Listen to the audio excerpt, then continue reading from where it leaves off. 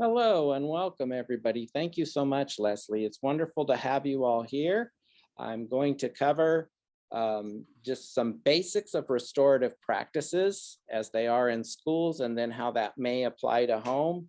In the brief time of the 25 minutes we have, you'll have to excuse me on pacing and speed, but we'll get there. And if you have any questions, please feel free to put them in chats or however you would like to do that. And Leslie, please feel free to let me know anything that comes up or questions that I might need to address. Okay. Fantastic having you, and we're going to just get started. What we're going to have is a brief introduction to restorative practices, and I mean very brief because it's a comprehensive program. We're going to show you a foundational concept, which is the social discipline window. We're also going to go over what we call affective statements. And then we're going to talk about the basic types of circles, that is conversational circles, when you circle up and have a conversation. And then we're going to give you resources to learn more. Because again, in 25 minutes, you can't get everything, right? Very happy to have you here. We'll just begin with what is restorative practices. Now, before I go reading this slide, could I get a thumb up, a thumb sideways, or a thumb down? No values there, but just an idea of how well we already know or think we know. Like, I pretty much know restorative practices. I only know a little bit, or I don't know a thing at all. Could I see that with some thumbs up for our crew? Oh, we've got so many people on, or if you could put your little hand up. Good. I'm seeing a thumbs up from Christina on her iPhone. So some of you are very familiar. Others may not be so. Okay. So I'm not seeing a lot, but we'll go ahead and move on and give you a chance to introduce yourselves anyways in just a moment. So we're going to begin with what it is. It's a social science that studies how to build relationships and social interactions to establish and maintain healthy and positive environments. So the aims of restorative practices are to, one, develop community through the relationship building and through doing conversational circles. And number two, to manage conflicts when they arise and to manage tension that arises by repairing harm and restoring relationships. Very important. The first goal, the one, to develop community through relationship building, that's what we should be doing 80% of the time when we talk about restorative practices. We should be community building and talking about the positive things and getting to know each other, because it makes it so much easier to then manage conflict and tension and having more difficult structured relationships that actually heal and restore relationships. That would only be about 20% of the time. And when we hit that 80 to 20% ratio, we know that we are far more effective with using restorative practices. Today, what we are focusing on is the developing community here for our purposes. There's more intensive training that I would love to give everybody in the future on how to manage conflict and repair harm. That's in education or at home. There is a fundamental hypothesis here in restorative practices, and that is that human beings are more cooperative and productive and more likely to make positive changes when those in positions of authority do things with them rather than to them or for them. Now, we could mean by, what do we mean by positions of authority? Well, for families, you are the parent, you are the person in the position of authority. In schools, obviously teachers are, and staff are, and administrators are. And so when we're thinking about who that person is, as we go further into here, how does this apply to you in terms of being the person who does things with your group or your children, rather than to them or for them? So what does that really mean? We'll get into that. But I want everybody, before I go into this next concept, what I want you to do is take a second and think of an adult who had a positive influence in your life. It could have been a teacher, a loved one, a family member. It could have been a faith leader, or any kind of community leader, could have who made a meaningful difference in your life. Again, it could be family, anybody. But who made a really meaningful difference, positive difference in your life, and what stood out about that person for you? If we could please get somebody to just say, it could be my aunt, my mom, my teacher, 3rd grade, 6th grade, high school teacher, whatever. If we could get you to list, or at least think about, hold that person in your head. If we could get a few people to just list something in chats, it doesn't have to be deeply personal, but just the name, not the person's name, but their role in your life. Teacher, mom, dad, uncle, faith leader, in chats, and just take a quick look. My aunt, competence. My parents, wonderful. Anybody else? My dad, wonderful. Others, I'd love to see. Thank you, Monica, for responding. Good. So it could be your parents. How about anybody, a teacher? Was there a teacher that was influential in your life? Right? Whoever that person was, somebody who really had a meaningful impact on your life. Oh, wonderful. Soccer coach. Fantastic. Then hold that person in your head for a second, and I'm going to move on to our first concept. This is called the social discipline window. And we have a couple of axes here. One is that person in authority who has maybe a high level of control over you, or over children, or over those who they are working with, where they are good at setting limits with those people and providing discipline, or maybe too good, maybe too military in their approach, but some sense and some level of control over those who they are with, who they oversee and care for. Then on this axis, we have, how are they in terms of giving support and encouragement and nurturing the learning and growth of those in their care? So again, we have level of control, and then we have level of support. Oops, looks like I have to admit somebody.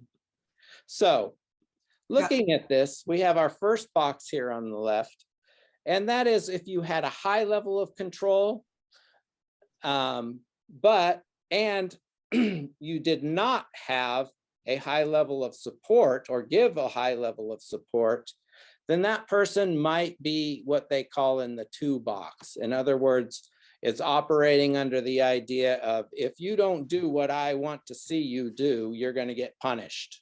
And that's all there is to it. And that's the main focus, is you're just going to get punished. Do this or else, right? My way or the highway could be one of the ways that control works if it does not come with support. Then we have, what if we had high levels of support, super high levels of nurturance and all that, but no control, right? Not a lot of expectations or limit setting or discipline. What we call that box is like the 4 box, or the permissive box, where we are giving them plenty of nurturing and all of that, but we aren't giving them a lot of expectation. In fact, we may be doing things for them or enabling them to do things rather than allowing them to learn to do them for themselves. So we call this the 4 box, which is the permissive box. Then there is the box that is low control and low encouragement.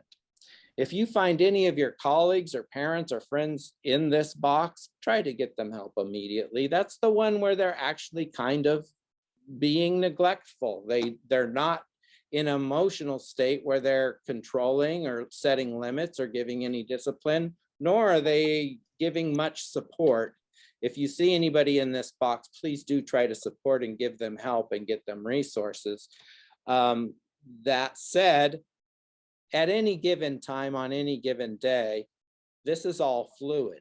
We may find ourselves in these boxes, and the important thing is that it is fluid, but there is another box where we have high sets of expectations. We do set limits and we do have discipline, but we also give a very high level of support. And we call that the restorative box. Again, there are times, myself as a teacher, a former teacher of students with emotional issues and trauma issues, that was my job as a teacher, teaching students with emotional disturbance. There were times when I was really working within the with box as much as I possibly could, but sometimes I had to move on over a little bit to the punitive box slightly, right? Or maybe a lot. My biggest example is maybe I had to, a child became so unsafe that I literally, and I did not like it or enjoy it in any way, had to physically restrain that person. I can't imagine any more of being in the 2 box, and it was not as a punishment, it was as a safety issue. But for a matter of perspective, that's doing 2 at a very, very high level, right? And so my goal was always to get back to the with box as soon as possible. And sometimes if a kid was really struggling, I'd give a little extra nurturance. But again, it's to get back. Our goal was to get back to that with box as soon as possible, where we had a high level of expectations and a high level of support and nurturing. That is the social discipline window. I want you to stop and think about that. And excuse me, I got a few things coming up here. What box would you be operating if you said to your child or somebody, what box would you be in out of these boxes? You can see them there. And I want you to actually respond chorally. So if I say what box, you can say 2, or you could say not, or you could say etc., right? So what box would you be in if somebody said, sit down and shut up? Which box would that be in? 2. Yes, thank you for that. And how about this? You really don't have to if you don't want to. 4. All right, I'm only hearing from one person. Please turn on those microphones. Fantastic. Thank you for answering that. And let's get a little more chorus here. I don't care what you do. Figure it out yourself. Not. Do we agree? Not. Yes, Not. thank you. Thank you, thank you. And you're aware of the expectations. How can I support you? With. Whole group? With. With. Awesome, thank you.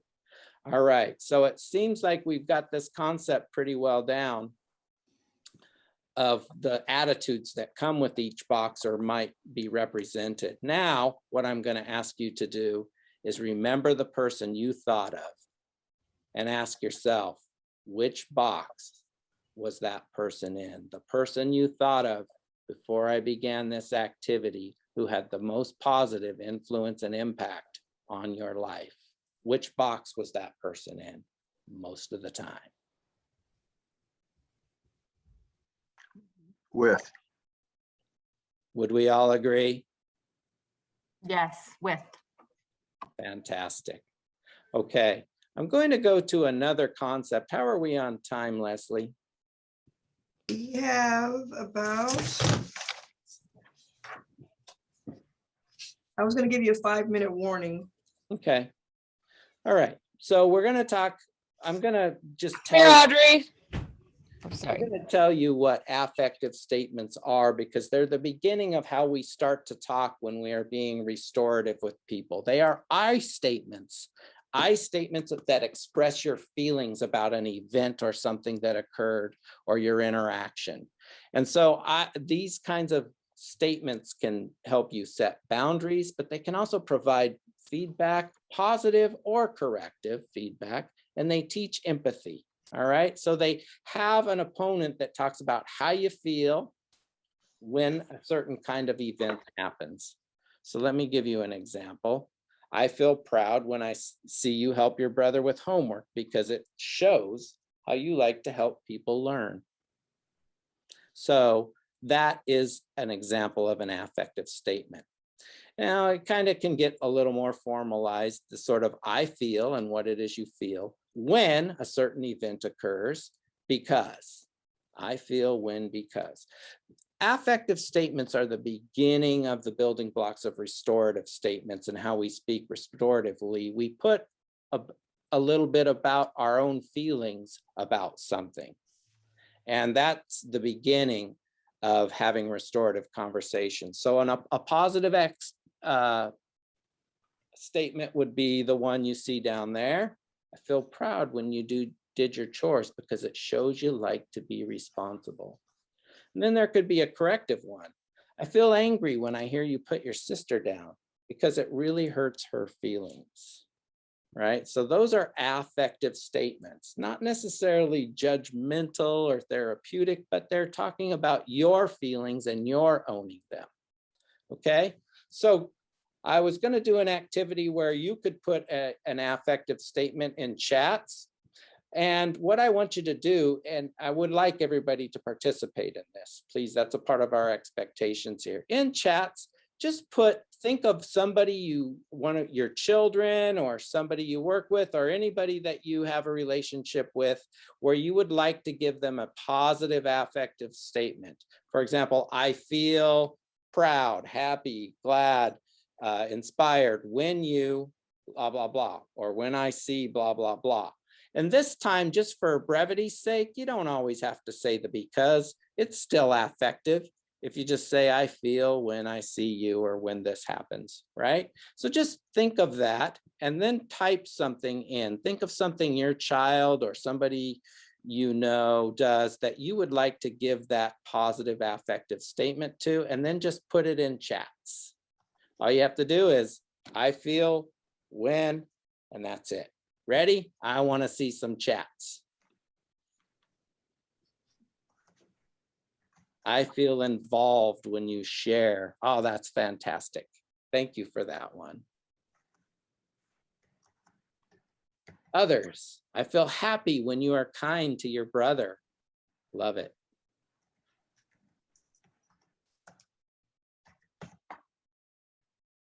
Others, we have others in here. Can I hear from Sandy? Can I hear from others that are in here? Sorry to call you out, Sandy. You probably are. Jennifer, I'm just calling on names that are showing in the boxes. Some aren't showing. Just a simple affective statement. I feel joy when I see you learning math. That's fantastic. That's maybe from a parent or a teacher. Teacher, track coach, I need you here. I can't do this without you. Wonderful.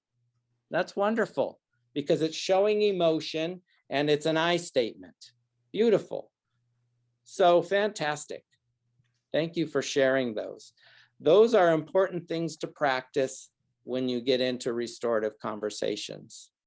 All right, so now I'm going to get into circles, and that's how when we get a little more formal in our restorative practices and we talk about a topic, it could be any topic, and it's for community building. So there are a couple of types of circles. There's the proactive, where we share about ourselves and we're building community. And then there are responsive circles that we hold after an event has happened to help repair feelings, to help rebond, reconnect, and repair relationships if there was something that harmed the community. So those circles could be sequential. In other words, we take turns one at a time in a very specific order, or they could be non-sequential where folks can just volunteer to speak at any time. The last thing we just did was non-sequential because folks answered or put in chats at a random time, and that's totally fine. You will decide which kind you would like to do. I always recommend in person that we begin with a sequential kind of circle and usually start by talking about light topics, right? Not heavy duty stuff right away. We want to use norms. It's nice to have a talking piece, a piece where the person who's speaking passes it on to the next person. Maybe we make sure we use hand sanitizer before and after. And we have some rituals, for example, an opening sound. I like to do a little drum pattern. Then my kids know it's time for us to circle up. We also have norms, and I'm going to give you, we set up those norms. They might be in circle, we're respectful. We share our own truth. We take our fair share of time. Everybody gets a turn to speak and so on. But to set up norms is very important before you do a circle, and I'll give you resources for that, or there are some at the end. Here are some examples of San Juan circles that have been done in the classroom, and then I will show you, I won't be able to show the whole thing, and then I'll show you some examples of families.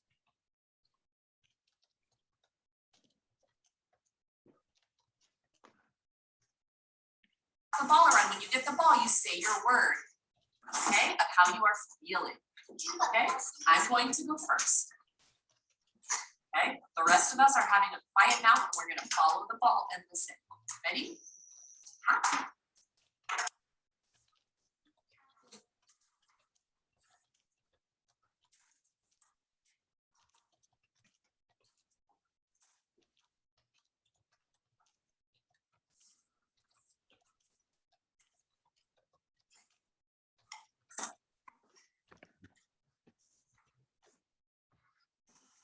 My word is hopeful.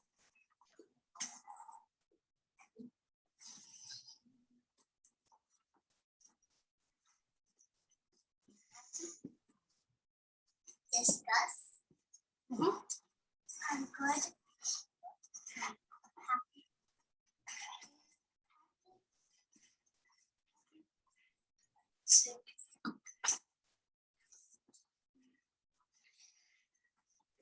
Joy. Most important thing was I first tried to jump in and do all the components at one time and then realized it was too much. So the first I started with just 2 components. Greeting, which was very important, and then the morning message. Walking into a warm smile, having somebody acknowledge you. For them, I think that was huge. Good day, Watson. Good day, Watson. Good day, Walter. We're glad to see you here. Good day, Sebastian. Good day, Sarah. Good day, Rain. We're glad to see you here. Good. Okay, so you're getting some examples of some circles. Miss Donna coming in, I was close the door and I don't like that. I just close the door and they laughing to me a lot. I don't know what. I hate you. No, I hate you. No. My mom. You gave him that look? Huh? You gave him that look that you're giving us right now? Yeah, she's like, no, what? They laugh. And you could see how safe that beautiful, bright young girl felt, even though she was emerging as an English speaker, and just felt so safe in that circle. So those are some examples, and we have high school examples as well. My apologies. I thought we had a home example or two. I'm going to invite you to what we are going to be doing, our very first face opening. And I'll tell you a little bit about that. Our first in-person face event is going to be on combining restorative practices with positive behavior support. And that's going to be April 27th in the evening, and we may even have dinner approved for you. So please do come, please do participate. It is going to be the first in-person training, and I can go in much more depth, and I will have video of families really talking about important things at home. And these are families in our district that agreed to film their own conversations about important and meaningful things to get things going better at home. So I would love to show you that. I want you to consider how you could use these circles for topics at home. So I'm going to now talk to you about a resource where you can get these slides. You can get an affective statement handout, because that's what we do in restorative circles. We talk affectively. It's going to give you how to set up circle norms, and it's going to give you topics for family discussions. So how are we on time, Leslie? You have like 11 to 12 minutes. I'm gonna let you know at 11:05 if you want to open it up for Q&A. Beautiful. Okay. So let me go ahead and do this. I'm just going to show you. You have, when you go to this, you have family circle topics right here, and it gives you some nice topics you can do with your family, and you can download it, you can read it, you can check it out, and all you have to do is click on that link. So that will be a wonderful thing. We'll have the slides from here, and we will have the definition and more detailed information about restorative practices and really how to set up your norms. It's important to do so at home. I will give you an example of how I've set up norms. Again, I was a teacher of students with emotional difficulties and trauma, and I set up circle norms pretty tightly, and I made them pretty specific. For example, we're going to be respectful, we're going to be responsible, and we're going to be safe, and what that means. You can do that with your family too, in terms of how do we define respect? Okay, so we're going to respect the thoughts and feelings of others. We're going to respect that talking piece, or whose turn it is to talk. And we're going to respect confidentiality. You could define what respect means in your family and in your culture, the way it works for you. You can define what responsible in your family circle means for you. For me, it means you're going to observe our norms. And if we are talking about a home subject, you're going to responsibly talk about it, like the subject of chores, right? Be responsible. So there's the example of how you will set up norms. It's great to include the students or your children as you're setting up norms and get their input for what respect, responsibility, and safety means for them, right? Finally, safety means not only are we physically safe, but we are also psychologically safe. We're not judgmental of each other, and we're not letting things escalate or turning this into an argument. It's about being positive and building community with each other when we're doing proactive circles. Okay, I would love to now entertain some questions from families. I can share how I've used these both in the classroom and how I've used them in my family, and in our upcoming training on the 27th, in-person evening with dinner, I believe. First time opening for face. I'm going to show you actual video of my family and other families in the community that volunteered to do this. So please, questions, comments. What do you see as the value of some of this? How do you think this can help in schools, and how do you think it can help in the community? Anybody? I need you to be brave, folks. Come on, I'm brave here, and I'm going to be showing you brave video of my own family. Come on. Be brave. Questions? What are your thoughts on how this can help in schools or at home? What would you like to use it for if you did?